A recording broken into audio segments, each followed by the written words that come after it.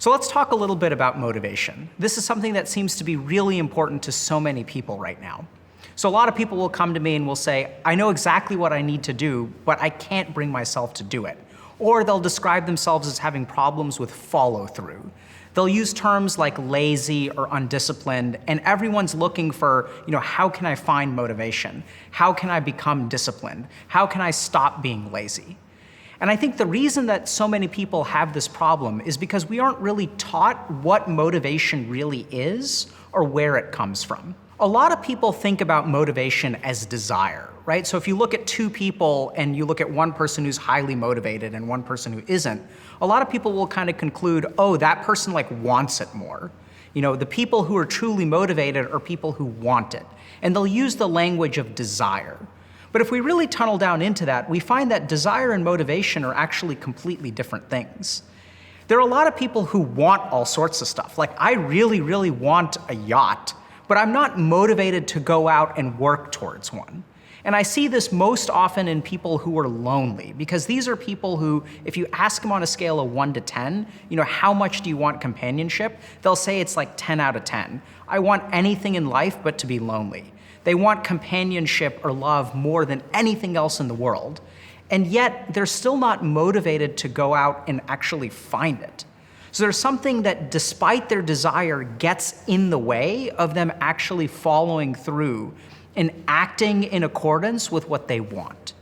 And so their motivation is missing, but their desire is intact. The next thing we can explore is habit, because a lot of people, when they think about motivation, they think about someone who's very disciplined and does the same thing every day, right?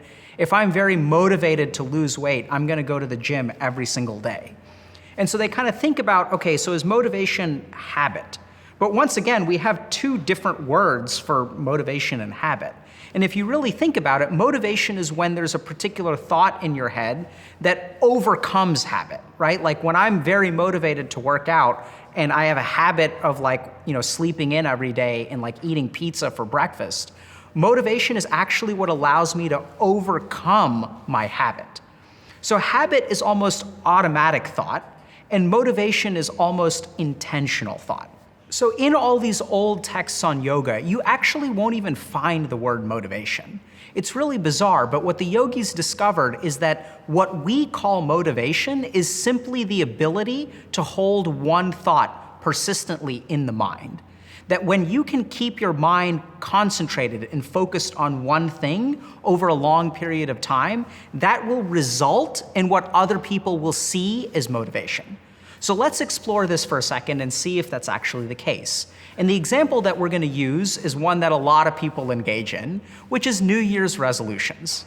So when New Year's rolls around, a lot of people have this idea that this year is going to be different and I'm going to do a lot of things differently. And they seem highly, highly motivated. And you can ask them on January 1st, on a scale of 1 to 10, how high is your motivation to, let's say, lose weight? And they're going to say it's a 10 out of 10. This is the year that I'm actually going to lose weight. I'm going to do it this year. And they go to the gym, right? They're thinking about it constantly. They're like, this is the year, this is the year. And then a couple of weeks go by, and then you can ask them, how motivated are you to go to the gym? And they're like, yeah, I'm pretty motivated, yeah. And you can ask them at that point, how much do you want to lose weight? And if you ask them about their desire, it'll be a 10 out of 10. But if you ask them about their motivation, it'll kind of creep down to a 7 or an 8. And then a month or two goes by, and then March 14th rolls around. And you ask them, how important is it to you to lose weight? And they'll say, it's really, really important, right? Losing weight is really important to me. And then you can ask them, how motivated are you? And they're like, well, I'm not really that motivated. So if we stop and we look inside the mind of what happens in this person, what we actually see is there's a fluctuation in what their mind is focusing on. Because on January 1st, their mind is laser focused on one thing, losing weight. And as time goes on, different kinds of thoughts literally trickle into their mind. So on January 15th, they wake up one day and they're like, it's kind of cold outside. I don't really feel like going. And they start to think about other things. And if you look at people, by the time February rolls around, they're not really thinking about working out anymore. They're not thinking about getting in shape. They're thinking about watching TV or eating a particular kind of food. And so over time, what happens is the person becomes less motivated. That's what we see on the outside. What's happening on the inside is that their mind is not concentrated on that one thing. There isn't one thought anymore that dominates their mind. And as we'll see, the more that you think about something, the more that you'll begin to act in that way. So what the yogis discovered is that what we call motivation, they actually called a concentrated mind or a one-pointed mind.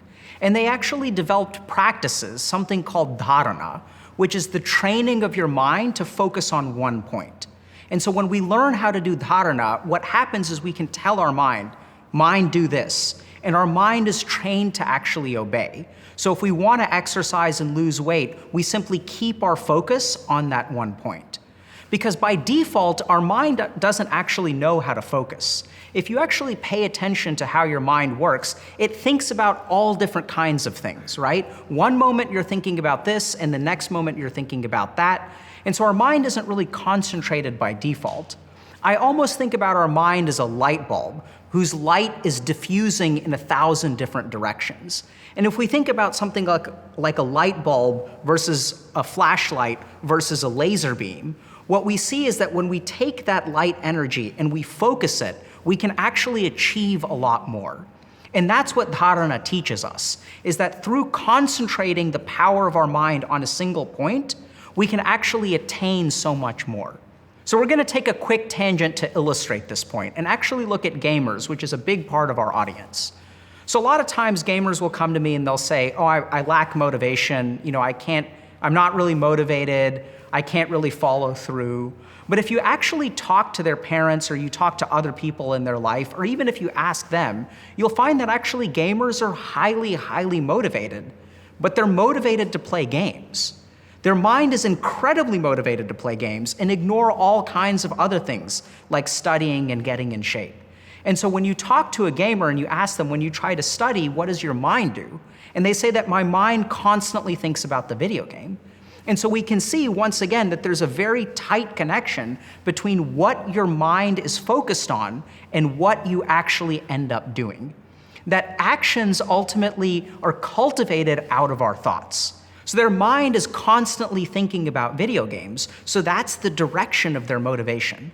Whenever they try to study or do something else, they tell their mind to go over here and focus on studying, but instead the mind has one-pointedness towards the video game.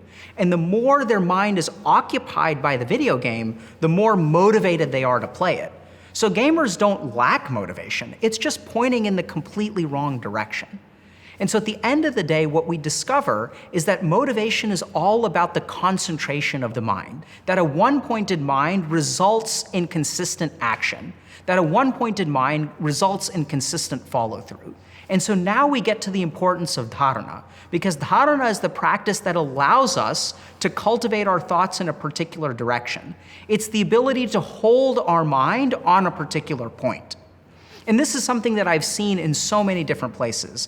I've done consulting for Fortune 500 companies. I teach at Harvard Medical School and also a little bit at Harvard Business School. And what I see is that at the end of the day, the people who are the most successful are the ones that are able to hold a particular thought in one place and keep it in their mind. And as they hold that thought in their mind, their actions kind of follow through and move in the same direction as their concentrated thought.